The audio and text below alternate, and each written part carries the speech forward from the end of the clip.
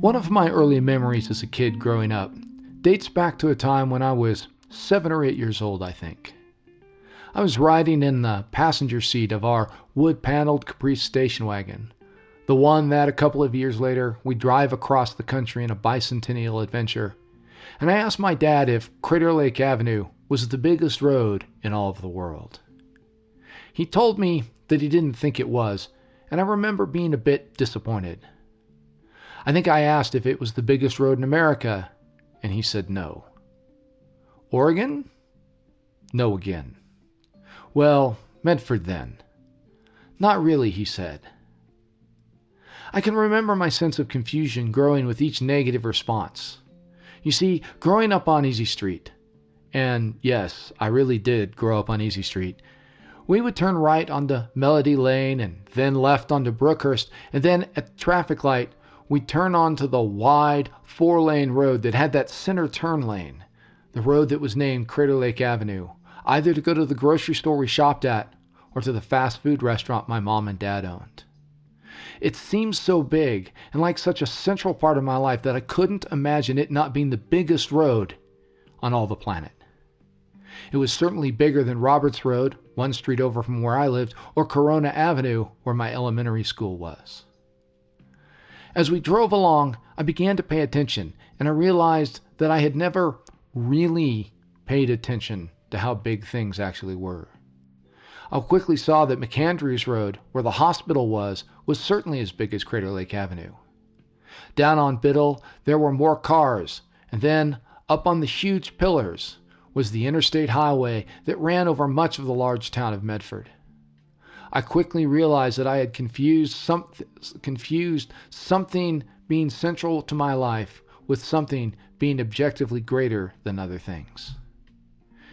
It was the beginning of an eye-opening experience to realize that perhaps the things around me were not the central things in the world. As we traveled around Medford, my world started to get a bit larger as I started to piece together where things were in relationship to each other and where they were in relationship to me. As I think back on it now, it seems kind of strange. As I've mentioned before in this podcast, I was a kid who had been fascinated with space and the U.S. space program. I knew that we had been to the moon and that it had been this epic adventure, but I guess I hadn't imagined it in those first couple of years in relationship to my personal experience of the world. It was almost as if there was this sort of spaceflight universe and then a different my experience universe going on in my head. Over the next couple of years, that of course would change, especially after I took my first airplane ride from Reno to Elko, Nevada in an old DC-3. And then we drove from Medford to West Lafayette, Indiana in 1976, and I got to see the Rocky Mountains, the Great Plains, the mighty Mississippi, and of course the city of broad shoulders, Chicago. It was there that I got to see truly big roads as we drove in on the highways that streamed into the city amongst the towering skyscrapers on our way to the Museum of Science and Industry. As we drove back across the plains later in the trip, I began to understand just how big the world truly was as mile after mile of cornfield passed by our windows of the station wagon as we watched for that first snowy peaks of the Rocky Mountains to appear above the horizon. As those miles ticked away and I studied the maps and the road atlas, I realized that as vast a distance as we might be traveling, it was only a fraction of the breadth of the planet, and that realization really changed a lot of things for me. As the Greeks passed from the classical world of Socrates, Plato, and Aristotle, a similar thing happened, I think. As first Philip and then his son Alexander marched their Macedonian armies forth from the mountains of northern Greece, first to conquer the fractious city-states of the Peloponnese, and then the kingdoms of Egypt, Syria, Asia Minor, and then, finally, the great Persian Empire itself. The true size of the world began to unfurl itself, a process that would be fully realized when a man from Cyrene used sticks and shadows to measure the size of the globe. Hello, and welcome to the Scientific Odyssey.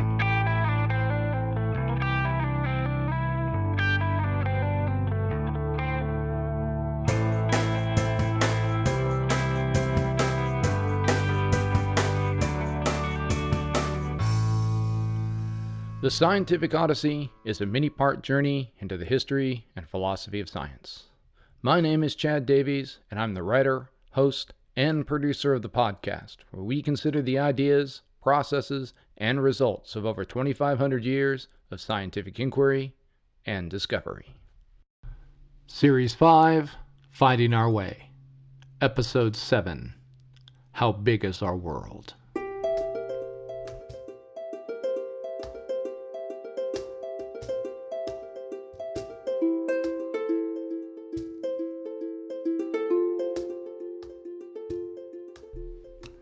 When last we left our intrepid Hellenes, they were in the midst of a massive paradigm shift. Their political world was moving from the endless bickering of city-states to the reality of a Macedonian empire, a thing they had once fought so hard to avoid. Their philosophy was shifting from epistemology, metaphysics, and ontology in order to understand the world, to ethics and aesthetic, in order to try to understand how one might live a good life in the midst of the political upheaval. Their cultural experience was expanding to incorporate even more completely the ideas coming from Mesopotamia and Egypt, as well as the smaller cultural groups of Asia Minor and the Levant. Along with these shifts was perhaps a less noticed, but just as fundamental change in their view of the world they lived on. No longer was the Earth seen as a disk with a certain amount of land surrounded by the great river ocean. Instead, it was now established that the Earth was a sphere upon which the inhabited world was just a part. And this led to several questions. How big was the sphere? How big was the inhabited portion? Just what were the dimensions of the parts that had been explored and that could be mapped? The answer to many of these questions would be a century or more in coming, and there would be several who would contribute. And before we move on to discussing those various individuals whose contributions would do so much to shape the knowledge of first the Hellenistic world and then the Roman Empire, we should talk a bit about the place of science, or in this case proto-science or natural philosophy, within the large cultural context. I think there's this misconception of science as being a completely standalone thing. It's a bit like one of the misconceptions related to scientific inquiry we discussed way back in the first season of the podcast, where we noted that very frequently people view scientists as sort of always working alone, or in an even more extreme version of that, particular misconception, to the exclusion of all other things in their lives. While there are those who sacrifice much, or even everything on the altar of science, individuals like Cavendish or the Curies, the much more common model is for science to be just a part of a person's life. In a similar way, scientific inquiry does not stand apart from the broader cultural currents and trends it is enmeshed in. The work of modern physics, specifically relativity and quantum mechanics, borrowed heavily from the philosophical movements of their time, most notably instrumentalism, and then profoundly altered how the larger society saw itself.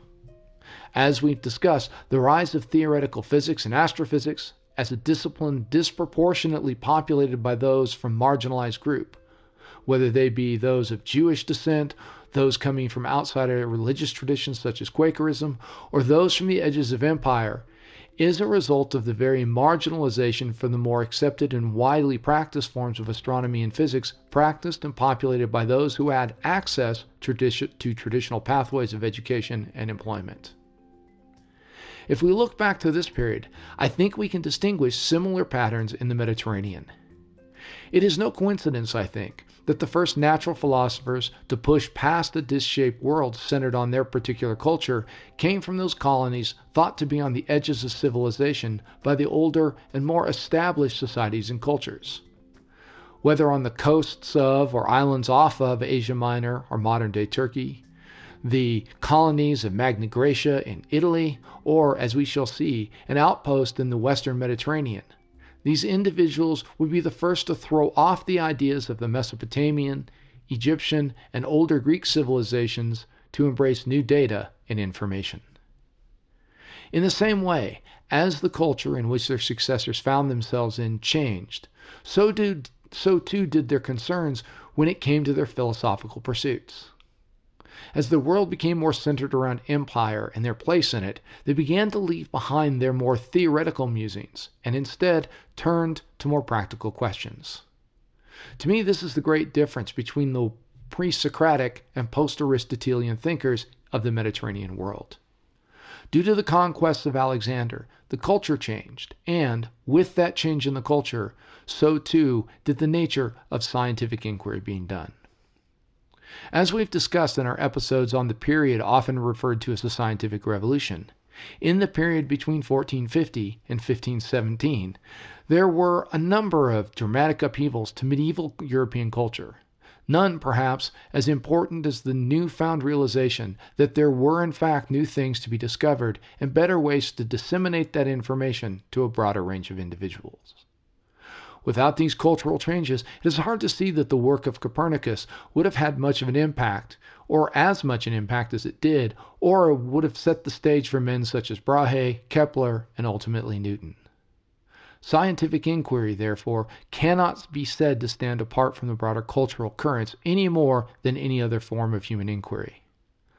While the endeavor is, of course, deeply grounded in what can be shown to correspond to and explain physical reality as we human beings experience and observe it, the practice of doing science is still founded in the ever-evolving framework of the human intellect and the paradigms that shape it.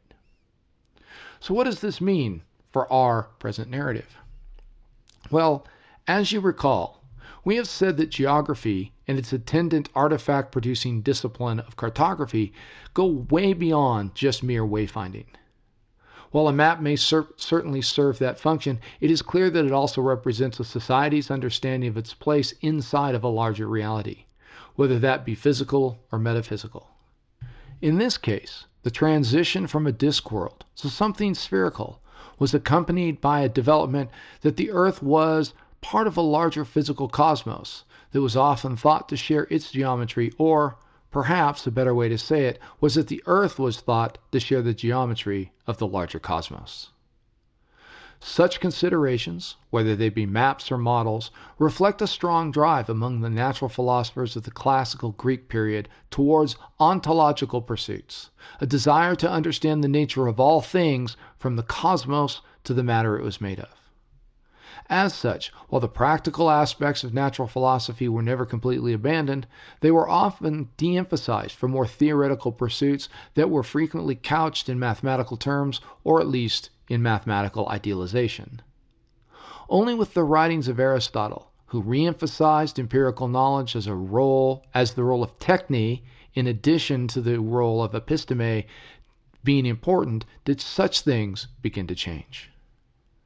The relevance of this becomes particularly important given one of Aristotle's most consequential life roles, that of being the tutor to the young heir to the Macedonian throne, Alexander. Whether or not Philip II intended for his son to absorb the philosophical leanings of his mentor or not is somewhat unknown, but Aristotle's empiricism and emphasis on seeing natural philosophy as being something that related to a truly real world in which humans lived and experienced would have a surprising impact on the future conqueror. What we know was that when Alexander decided to go a-conquerin', as it were, one of the things he did, especially with his Persian campaigns, was take with him individuals who would undertake the process of cataloging what things they found in the natural world. Proto-botanists were joined by proto-geologists to record and document what various flora and fauna they encountered, as well as the geologic and geographic features they traveled across and through. In this latter context, Alexander employed striders, men who could accurately pace out distances to establish just how big the land his armies were overrunning was. While some of the impetus for this was certainly due to the education Alexander had received from Aristotle, at least as big a reason for it all had to do with the practical demands of establishing and running an empire that would stretch from Egypt to India. If a road costs a certain number of drachma per stadia to build, a satrap or governor needs to know how many stadia there are between his capital and an important port, so he can figure out how much to tax the local population in order to complete a road that will connect the two in order to facilitate more efficient trade. It is in this way that geography and cartography will turn from more theoretical and geometrical foundations to more practical considerations during the period of Alexander. Establishing distance and direction using the tools of dead reckoning and celestial navigation that we discussed earlier in this series would become of paramount importance. No longer would playwrights construct narratives wherein old veterans would take young philosophy students to task for misrepresenting the distance between two cities so dramatically.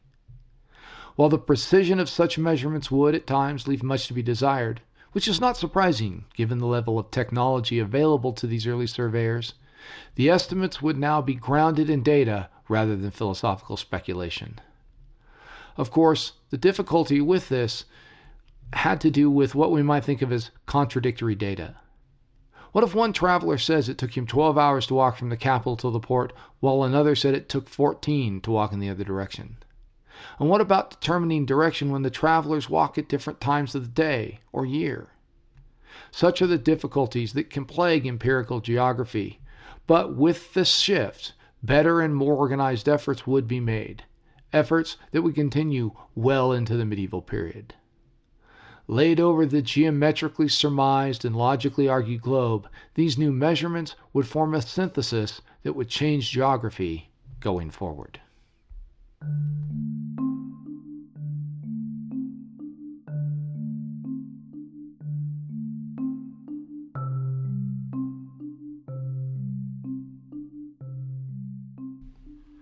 If Alexander's contributions to the Mediterranean's body of geographical knowledge were large-scale and corporate in nature, on the other side of the Great Sea was an individual whose additions would be just as important, if not nearly as encyclopedic. We don't know much about Pytheas, other than he was from the port city of Massalia, which is modern-day Marseille in France. Founded as a colony from the Ionian coast at around 600 BCE near the Rhone River estuary, Massalia was located in a strategic place along the shipping and trade routes of the northwestern Mediterranean and southern Gaul. We don't know his occupation, his date of birth, or when he died, and we just don't know a whole lot about him in general. The one thing, however, that most modern scholars agree upon regarding his life is that he did take a voyage, and that he had a pretty good handle on making measurements, both geometric and astronomic, and then taking those measurements, doing some calculations, and figuring out a whole lot about the world. Now, the reason we know this much is that there are a number of Greek and Roman scholars who reference a work he is said to have written that was titled something like Around the Oceans or On the Ocean. Like so many other sources, it's been lost, but we have a lot of quotes and references to it in these writers. Now, to be clear, the ancient sources aren't exactly in agreement as to whether or not the voyage ever really even took place. Most notably, Strabo, following the lead of Polybius, calls Pytheas a straight-up liar when it came to the description of the journey. But most of the other sources from the ancient world that quote the work seem to accept it as being pretty factual. Pliny the Elder holds Pytheas to be reliable, as does Diodorus of Sicily. Why? Well, as we'll get to this point in a bit, it seems that Pytheas was a really good astronomer who figured out how to make good enough measurements of the sky, specifically of the altitude of the celestial North Pole, that he could establish the latitude of a location with pretty good accuracy. It's hard to imagine that a person that was that precise in his measuring ability and that exacting in his calculations would then go around making things up about some insane voyage to the ends of the earth. And to be clear, that's what a lot of the book is about, a voyage to what most of the Greek world would have thought was the end of the world. So let's lay down a marker date-wise here.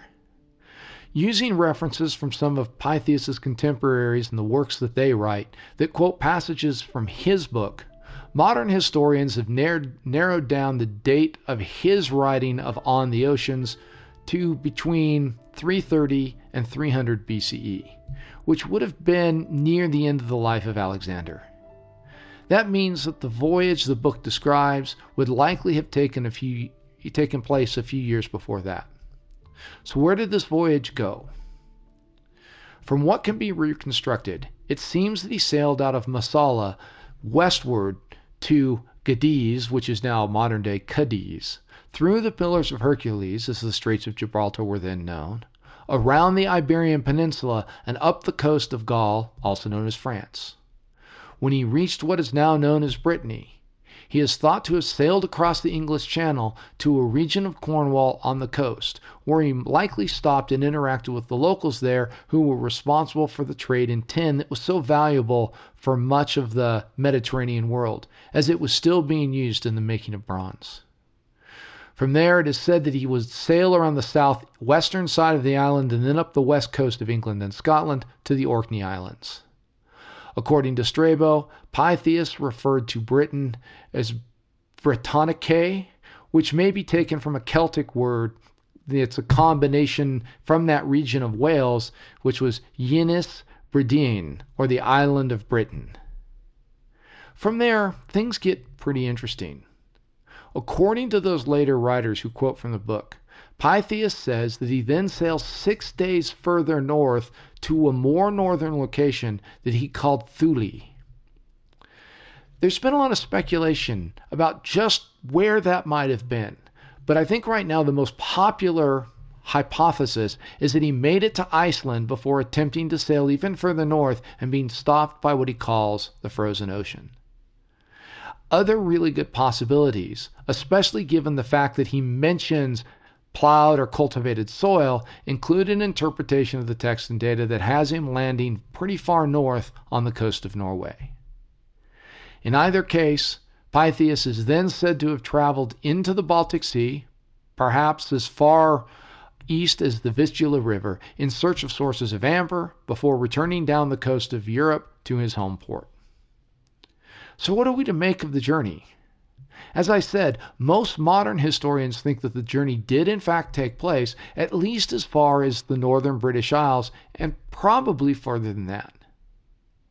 Now, the reason for the expedition is unknown, but many speculate that there are really two motives in his setting out.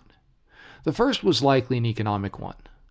Both tin and amber were very valuable trading commodities. It may have been that Pytheas was looking to establish trading relationships or more direct trading routes that would flow through Massalia. Whether he was successful at that or not is hard to say. We don't really have any sense. The other reason that he went on the journey, though, might be that he thought of it as a scientific expedition of sorts. One of the things that Pytheas had figured out as an astronomer was how to fix the position of the North Celestial Pole based on the position of nearby stars. As we've mentioned in our early episodes on ancient astronomy and our Finding Our Place in the Universe series, this was not as easy a task then as it is today.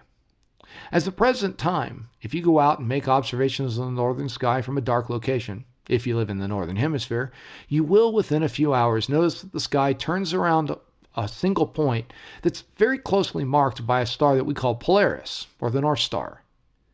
It is at this star, or at least very close to it, that the North Pole of the Earth points. However, since the Earth pole precesses once every 26,000 years or so, 2,500 years ago, the point that the Earth's North Pole was pointed at was actually not marked by any specific star. Instead, there were a group of stars that were nearby. And what Pytheas did was figure out how to determine the celestial North Pole's position based on the position of these other stars that he could observe.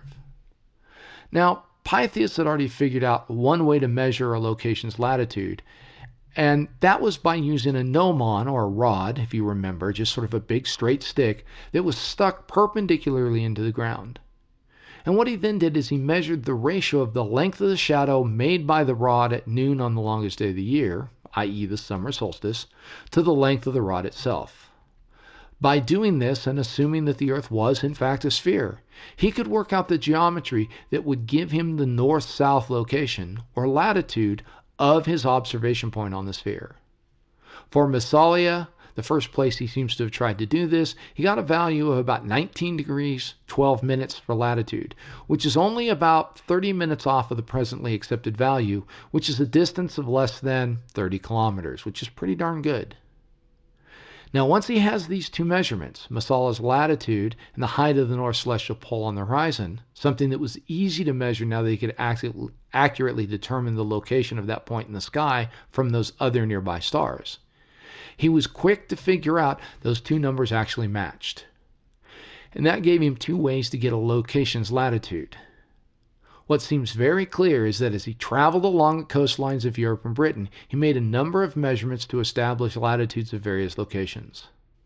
While doing this, he also realized that there was a relationship between the length of the day on either the summer or winter solstice, and that length of day was related to the latitude the location of observation was at. And thus he was able to sort of develop a third way to determine latitude. What's kind of interesting is Strabo, in his work, actually talks about latitude in terms of hours of the day on the winter solstice rather than by the height of the celestial North Pole. Of the three methods, the altitude of the celestial North Pole above the horizon is probably the easiest to use, as there are no conversions and it works on any given date. But it does require an accurate determination of an unmarked point in the sky, something that requires a good bit of astronomical skill. Now, before we move on, let's just take a moment to appreciate Pytheas and his voyage. At the time of his expedition, it was rare for Greek mariners to sail out of sight of land, preferring to hop along the coast from shelter to inlet to port. And there was some evidence that Pytheas does this for much of his trip as he sails along the coastline, first of the Mediterranean and then up the coast of Spain and France, using a document or map known as the Massalate Periplus that was dated from around 500 BCE. However, once he crosses the channel, things become much less certain. At each stop, if the night was clear, one can imagine the leader of the expedition breaking out observational equipment in order to measure the height of the celestial North Pole to establish the ship's latitude at each place. On those days where the ship stayed in one place for more than just an evening, especially near either the winter or summer solstice, measurements of the length of day were also made, as was the altitude of the sun at noon. What really blows my mind, though, is when the ship set off away from shore at the north end of the British Isles. Whether it ends up landing on the shores of Iceland or Norway, Pytheas reports making an observation that confirmed a hypothesis that he had, namely that once a person got north of a line demarcating the temperate zone from the frigid zone, there would be days when the sun would never set near the date of the summer solstice. This prediction had been worked out using the data from Massalia and extrapolating it to what had to take place if the Earth was a sphere. I wonder what Pytheas' sailors must have thought that first time they saw the sun swing low on the northern horizon, but not disappear below it, something no Greek or Gaul had ever experienced. And to imagine the stories told in the taverns of Massalia when the crew returned home from the land of the never-setting sun, the oceans of ice, and the amber chunks large enough to fill a man's hands on the shores of a cold, foggy sea. So let's take a moment to see if we can understand why later scholars would accept so much of his astronomical work and yet still reject the other parts of his work. From what I've been able to determine, it has to do with just not believing that it just wouldn't be too cold once you got that far north. Remember that Aristotle had advanced the idea that when you looked at the sphere of the Earth, that you would think of that globe as being divided into 5 distinct climate zones. To remind you of those, the first would have been a hot equatorial region, sort of a tropical zone right around the equator. The next, on either side of that, would have been a temperate region. And then, north or south of the temperate regions would be a frigid zone beyond each of those. Now, what a lot of travelers and geographers were beginning to understand was that once you got north of the coast of the Black Sea, right? So if you're a colonist from one of these Ionian or Greek, city-states that had, transplanted yourself to the north end of the Black Sea, what you began to realize is you didn't have to get very far away from water before things started to get pretty cold, especially in the winter. Up there on the steppe lands, man, did the snow show up early and last for a long time. And while the Black Sea is certainly north of the Mediterranean, it's really not that far north. And so the distances that Pytheas was reporting seemed like they should have been uninhabitable. And yet, like I said, he reported plowed fields and interactions with local people. Of course, what no one knew at the time was that in maritime climates, the water and its ability to hold and release heat in such vast quantities moderates the climate. And so you don't get the same levels of temperature extremes that you get in the middle of great big continents like Eurasia or North America. This is especially true for the western coast of England, where the Gulf Stream that begins in the Gulf of Mexico and runs up the eastern seaboard of North America, then travels across the northern Atlantic and sort of runs out there near Ireland and Scotland. Now, all of that, of course, deposits a whole lot of warm water and keeps things a lot warmer than you would expect them to be otherwise. What I find surprising is that Strabo repeats the claims of Pytheas making stuff up in a time when it was known that there were people all up the coast of Britain and the Baltic. Even with his own eyes, he just can't seem to get away from this idea that Pytheas just couldn't have made the trip. For our purposes, what's most important here is that Pytheas basically maps the north-south locations, the latitudes really, of several coastal places all along this northern temperate zone, thus giving his contemporary and succeeding geographers a much better sense of the scale of the globe. Aristotle may have been the first to have offered a structured set of lines of evidence for the sphericity of the earth, but Pytheas, using his latitude measurements and estimates of the distances he traveled on his ship, was the first to give a sense of the size of the earth. This information and data would be invaluable to those who followed him. And therefore, in light of both his scientific contributions and his feats of bravery on the treacherous North Sea and in the mysterious Baltic, I hereby move that we include Pytheas in the Scientific Odysseys Hall of Fame. All in favor, signify by saying, aye, aye.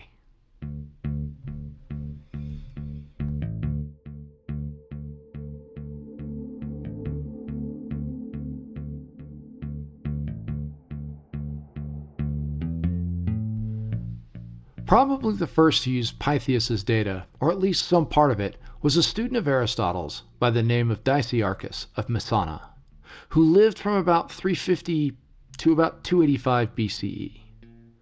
Dicaearchus wrote on a broad array of topics and is probably best known for his work on the history of Greece. For our narrative, however, we want to focus on his book titled Circuit of the Earth. In this, it is said that he provided a map of the inhabited world that was in the now familiar 3:2 width to breadth ratio, one that would be criticized later by Polybius and Strabo, but that is understandable given both the extent of Alexander's explorations and conquests up to the Indus River and Pytheas' measurements of the breadth of the temperate zone.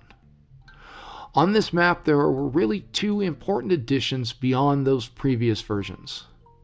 The first is the assignment of the distances along the east-west line through the Mediterranean, namely 10,000 stads or stades from the Pillars of Hercules to the Peloponnese, as well as 10,000 from the tip of the Peloponnese to the head of the Adriatic Sea to the north. More importantly, though, was an innovation that we all take for granted now, basically what you would call a coordinate system. In this case, Dicaearchus is said to have put a line parallel to the Earth's equator that ran from the Pillars through Sardinia, Sicily, Cara, Lycia, Pamphylia, Sicilia, and then along the Tarsus range as far as what was then known as Mount Himaeus, which is the westernmost tall peak of the Himalayas. He called this line a diaphragma. Lying at a right angle to this was a north-south meridian line that ran through the island of Rhodes. This is an idea that will be picked up and expanded upon by someone who will have a lot to say about here in just a bit, Eratosthenes. Another cartographer who will build on this new synthesis of empirical and theoretical geography was an admiral in the navy of Ptolemy II Philadelphus, of whom we shall have more to say in just a bit. This admiral, Demosthenes, originally hailed from Rhodes, and so combined the skills of an excellent sailor with those of a deeply learned man, which is likely what attracted Philadelphus to him. He was well known to having written a 10-volume periplus, or a book of sailing lore, wisdom, and direction, titled On Harbors, that would be extensively referenced by later Hellenistic writers, most notably Eratosthenes. In addition, Demosthenes was considered the world's expert on the subject of winds, and it was he who first fleshed out and added to Aristotle's work on the 8 winds, expanding the number to 12, which is, by the way, a sort of a format or a framework that would be used up through and beyond the age of discovery and exploration.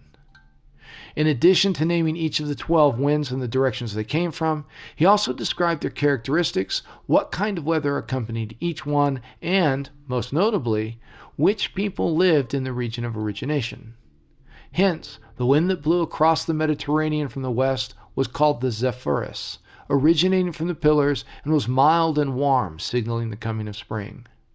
Just to the south of that was the Lips wind, associated with the winter-setting sun and the region of Ethiopia. As a part of this work, he likely included a number of maps, at least from the references we have from later writers. The accuracy of these maps, however, was questioned by many, including Strabo, who accused him of completely neglecting Iberia, France, Britain, and Germany, and miscounting the number of islands in the Aegean Sea. Nevertheless, he continued the practice of centering his maps on roads as Dicaearchus had, establishing a convention that would last for the next several centuries. To wrap up this section, let us turn our attention to Demosthenes' royal master, the ruler of Alexandria and all of Egypt, Ptolemy II Philadelphus. As you may be aware, when Alexander died, he left no named heir or successor to his throne, and so the idea was that his empire would be ruled by the strongest of his generals, assuming, of course, that strongest of them would emerge through conquest as a new ruler. Instead, his empire was fragmented into 3 broad divisions that had existed prior to his conquests. Egypt, centered on the Nile under the rule of Ptolemy I Soter, Mesopotamia under the Seleucids, and Macedonian Greece under the Antigonid family, and that would soon fragment as those various rulers and peoples would begin fighting amongst themselves. The Ptolemies, on the other hand, would rule from the time of Ptolemy I in 305 BCE to 30 BCE, when Cleopatra VIII was defeated by Octavius. Ptolemy II, Philadelphus, was known for his promotion of the cultural life of his capital city, Alexandria, at the head of the Nile Delta. And as a part of that, he built a museum or Temple of the Muses that included, of course, the well-known Library of Alexandria. The library was founded as a way to collect all knowledge of the civilized world and sponsored an aggressive program of book collection and copying. While many have seen this through a more noble or charitable lens, there are a number of historians, however, who see this activity, the fingerprints of cultural imperialism and political projection. Whatever the case may be, the library soon grew to be one of the most prominent and well-stocked institutions of scholarship and learning throughout the Mediterranean world. One of the lesser tasks of the library, beyond just knowledge collection, was to sponsor various lines of research, and it was in this role that it would attract from across the Mediterranean the best minds, either as permanent staff or more often as visiting scholars and students.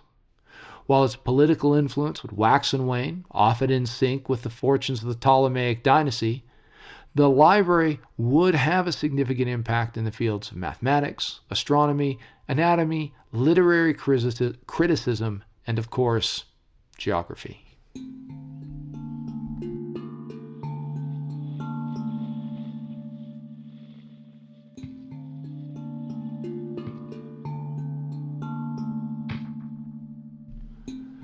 This brings us to the final figure I'd like us to consider in this episode, and that is Eratosthenes. Born in Cyrene, he lived from about 275 BCE to around 196-195, depending on how you do the dating. A polymath who made contributions in mathematics, astronomy, music theory, and literary criticism, he is best known for founding the discipline of geography in many ways. I say this not to diminish the contribution of all of the other philosophers and scholars we've mentioned, but rather to acknowledge Eratosthenes' role in collecting, processing, and systematizing all of the disparate information that had been floating through the broader Hellenistic world from many different sources. Just as Euclid didn't invent much of the geometry he included in the Elements, he did bring all of these various geometric ideas together to form a coherent and systematized subdiscipline within mathematics. In the same way, Eratosthenes brought together and extended many geographical ideas in a way that made it a body of knowledge that could be studied and extended by those who followed him. So let's get a few things out of the way before we get into the meat of his work. First, he was referenced by some of his detractors as beta, as he seemed to always be the second best at various and sundry things. Now, this is almost certainly an exaggeration by those who were jealous of his success across so many disciplines, as it's clear that he was usually the foremost thinker in whatever he put his mind to. Second, early in his life, he traveled to Athens to study under the various philosophical schools there, beginning with Zeno's school of Stoicism before moving to Cynicism and then Neoplatonism. His work in Athens, which included writings on philosophy, poetry and hexameter, and a history of the Trojan War, which, by the way, included dating that conflict to 1183 BCE, attracted the notice of Ptolemy III Euergetes, who was the son of Philadelphus. And basically, Ptolemy III called Eratosthenes back to Egypt, both to tutor his son, the one day to be Ptolemy IV Philopator, and within a few years to become the third head librarian of the museum. While it is in this role that he did much of his other work, including his establishment of geography as a discipline. One of his first and certainly best known pieces of work, at least to students today, was his measurement of the circumference of the Earth. I'm not going to go into a great deal about this, basically for two reasons.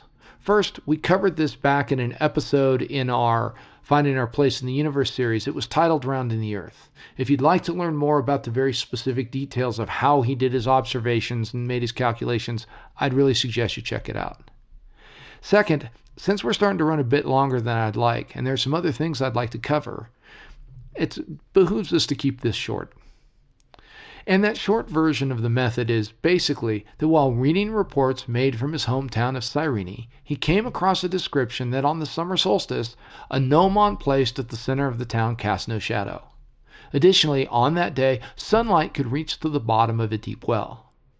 Knowing that such observations could never be made in Alexandria, he realized that the difference must be due to the curvature of a spherical Earth.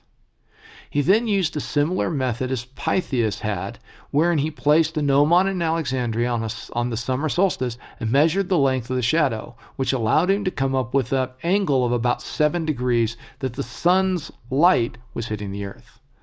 By the way, that 7-degree measurement was likely his adoption of the measurement system first put forward, I should say, by Hipparchus, who had learned about it from his study of Mesopotamian mathematics. Now, Eratosthenes, seeing that this was about 1/50th of the full angle of a circle, he either hired a man to pace out the distance between the two places, or, more likely, he just looked up the distance between Alexandria and Cyrene in the archives of the library, and then he multiplied that number by 50 to come up with the circumference of the Earth. And that number for the circumference is pretty much within about what most scholars agree to be 10% of the actual value, with some of them putting it a whole lot closer. And it's here that I want to take just a brief digression to talk a bit about history and philosophy of science, just a bit. When I first watched Cosmos back when I was 13, I remember Carl Sagan exclaiming in that first episode of the series that Eratosthenes had proven that the Earth was a sphere. Yet, as I hope you've already realized, and a number of good historians of science have pointed out, that's not really the case.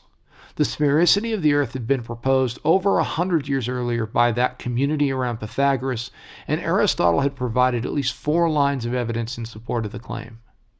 Pytheas, for his part, had assumed as much in his work of establishing the latitudes of various locations as he traveled up the coast of Britain and beyond.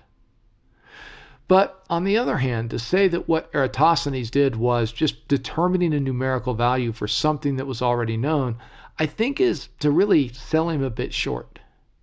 So with all apologies to those real historians of science out there who want to make it, really clear that Eratosthenes didn't figure out that the Earth was a sphere, I would like to offer a sort of middle ground. David Wooten, in his book, The Invention of Science, offers the idea of the killer fact. An observation, a test, a discovery that is so clearly compelling that once and for all it establishes the truth of something and renders other possibilities or explanations just untenable. And I think that's what Eratosthenes' observations and calculations do for the sphericity Earth. So much so, in fact, that later scholars will modify their observational results so that they're actually in line with those of Eratosthenes. So yes, the idea that the Earth was a sphere was already out there, and certainly had supports and adherents, perhaps even a majority of those Hellenistic philosophers who thought about such things as theoretical geographical models. But I think that were likely arguments against such a model that could be and were held by those who were perhaps, shall we say, more stubborn. For Eratosthenes to put such a solid number on the size of the Earth and, as we shall see, use that to establish the scale of the inhabited and known world was a piece of information that I think probably ended all of those arguments. To give what might be a similar example, let us consider atomic theory. Proposed in the years between 1801 and 1805 by John Dalton, based on a host of empirical evidence, there were those who got behind the idea rather quickly due to its ability to explain a good bit of chemistry. However, there were at least as many, if not more, who resisted embracing the atomic theory for a host of reasons, even after some of Dalton's errors had been cleaned up in the 1830s.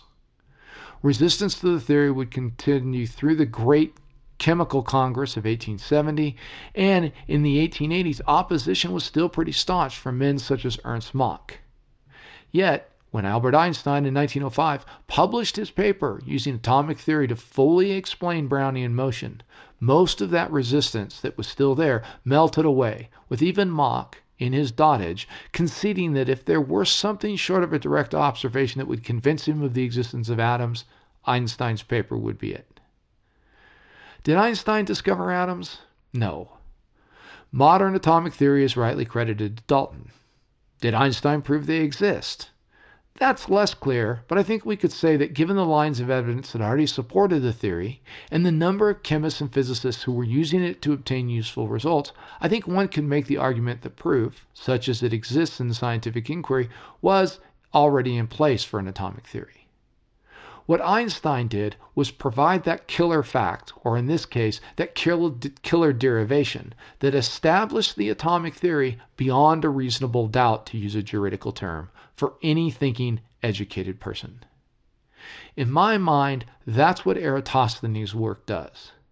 After he writes up his results, and they're first circulated around and then written into the works of later philosophers, there can be really no question about the shape of the Earth, nor, if one knows the actual size of the units referenced in his book, a good approximation for the size of the world. Okay, so with that said, let's call the digression over with, and let's get back to the rest of Eratosthenes' work on geography. In his work, appropriately titled Geographica, he drew upon the vast storehouse of travel information in the library, and he created a map of the inhabited world. In doing so, he extended Diaarchus's single diaphragmal horizontal line and meridional vertical line in such a way as to create a grid of horizontal and vertical lines, a forerunner of later latitude and longitude lines. Additionally, he located over 400 cities on this map, giving their coordinates, and distances from each other. For For the first time, there was a single connected world and an estimate of just how big it was. It's hard to express, I think, just how big a deal this was. Perhaps the closest comparison in modern times could be the first pictures of the Earth sent back from satellites in space that showed the Earth as one entire single globe or disk. Or maybe, more recently, those Apollo pictures in color showing the vibrant, colorful Earth hanging over the desolate moonscape that many historians cite as the beginning of the modern global ecological movement. For Ptolemy III, I can only imagine the sense of awe he might have felt if and when Eratosthenes brought him the map that showed him the entire world as it was known to be then. And I wonder, just a little bit, if, like Meriwether Lewis and Thomas Jefferson, the two men got down on their hands and knees to examine it. And I say if, because we're not actually sure if there ever was a map. No example of it exists, if there was one, until the 11th century, when Islamic scholars used lists of coordinates and distances of cities and between cities to make one. Of course, the same may be said of the Geographica itself, which, as is so often the case, only exists in fragmentary quotes in other works. If you ask me, though, I think there was a map, though, like Halley's maps of the coastlines and tides of England and France some 1800 years later, it was a state secret, a bit of intelligence that the Ptolemies would have kept for themselves to give their armies an edge in the never-ending struggle for supremacy in a fractious Greek world, at least until the Romans came along.